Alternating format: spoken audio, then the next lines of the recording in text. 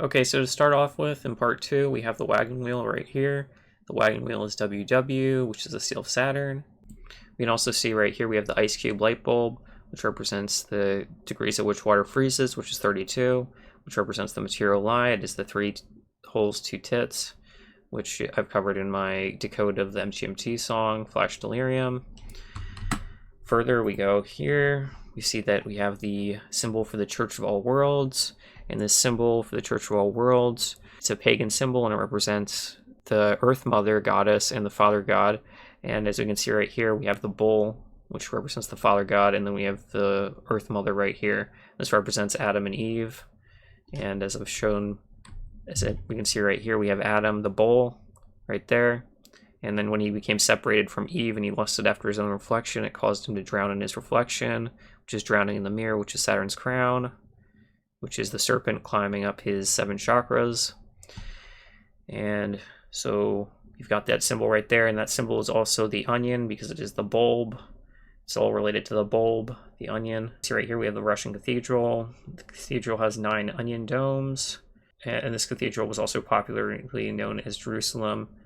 And the reason why it's popularly known as Jerusalem is because it is the same. It's because it is the New Jerusalem, which is the Saturn board cube.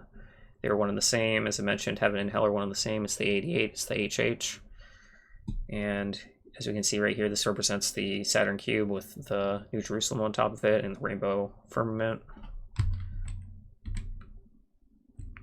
Going back here, you can see that we have the Tor browser, which has the onion. And the Tor browser is for surfing on the dark web because we are inside of the dark web, because the dark web represents Saturn and it represents us being trapped inside of the Saturn cube. So we have the encrypted traffic right here because encrypted means in a crypt, basically, is what it's saying. It's saying we're in a crypt because we're in the underworld, which is the Duat, which is the Hell realm. Going further here, we have the onion domes on the Tetris box right here. And it is the Soviet mind game because it's taking place in our mind. And as we can see right here, we have the light, and then the Tetris cubes coming out from the light. That represents Saturn fragmenting us into different pieces. So we can see we have the different rainbow colors pieces of the Tetris right here. And it's the same thing as this image right here, the dark prism fragmenting our light, our sunlight. And we can see right here, in this picture that I was talking about, we see that the flame is in the middle because it all became separated from Adam, because Adam's crown is the sun, which is the flame. And this is the labyrinth right here, which I'm going to go into further. And as we can see, it's all in layers because it is the Russian nesting dolls. It's the fractal fragmented reality, which is the forbidden fruit. And we can see right here, it's the same as the fractal Mandelbrot right here. It's the same pattern repeating itself. And let me get off of that. Going further in Greek mythology, we can see another deed of Theseus was in Crete. The great white bull, which Minos caught to have sacrificed, had left a horrible offspring, a monster called the Minotaur, a half-man, half-bull, which ate human flesh and did horrible harm, till a clever artificer named Daedalus made a dwelling for it called the Labyrinth. Approached by so many cross paths, winding in and out in a maze, that everyone who entered it was sure to lose himself. And though the Minotaur could not get out, but still they fed him there. As Athens was subject to Crete, the people were required to send every year a tribute of 7 youths and 7 maidens for the Minotaur to devour. Theseus offered himself to be one of these, telling his father that whereas a black sail was always carried by a ship that bore these victims to their deaths, he would, if he succeeded in killing the Minotaur, as he hoped to, hoist a white one when coming home. So as we saw, in addition to the labyrinth in this story, we also have the white and the black flag, which represent the duality. The chessboard, it represents the yin-yang. So, and then we also have the 7 youth and 7 maidens. So we have the 7-7 right there, which is the GG. And as we can see right here, we have the coiled serpent, which is the G. And then we have the 88, which is the heaven and hell, the infinity cube, which is the Saturn cube, which is the duality, which is the chessboard, as I mentioned. So it's the black and the white right there, the duality. The labyrinth is the matrix. It is the false reality, getting lost inside of the false reality. And further, we can see some 19th century mythologists proposed that the Minotaur was a personification of the sun, right? Because it represents Adam. Adam is the sun. And a Minoan adaptation of the Baal Moloch, because he also represents Baal and Moloch. It's the kind of represents like the cruelness of the masculine separated from the feminine. And obviously Moloch represents child sacrifice and all that other stuff. Citing the Minotaur by Thesis, in case interpreted as a memory of Athens breaking tributary relations with the Meonian Crete. We can also see up here that Cromnemomancy, or however you pronounce that, was historically performed across Europe, Africa, and Northern Asia, sphere within a sphere of an onion. As we can see, that's all related to the bulb, like I've mentioned previously. It made it a much revered symbol of spirituality and eternity, to the extent that ancient Egyptians took their sacred oaths to their right hand on an onion. As the right hand, because it represents the mark of the beast, the mark of Cain, the fall of man, as I've talked about previously in my videos. As we can see right here, we have the hand with the bulb right there, and we can see that there's 5 beams of light coming out of the hand. And why is there 5 beams of light? Because it represents the pentagram on the Bible, Adam, Baphomet, right here. And the pentagram is where the third eye is, because it represents the lust of the mind. And there we have the mark of man right there. And the inversion of the mark of man is the mark of the beast, because it is man having his genitalia where his head should be. And that's all related to the mark of the beast right there. It's related to Cain, and it's related to Set getting smashed in the forehead and right arm. So you have that right there. Then I'm also going to talk about why, as you may have seen in my previous videos, I use this picture to represent Ra. And it's not really the best picture because, as you can see right here, we have the serpent on the crown right there.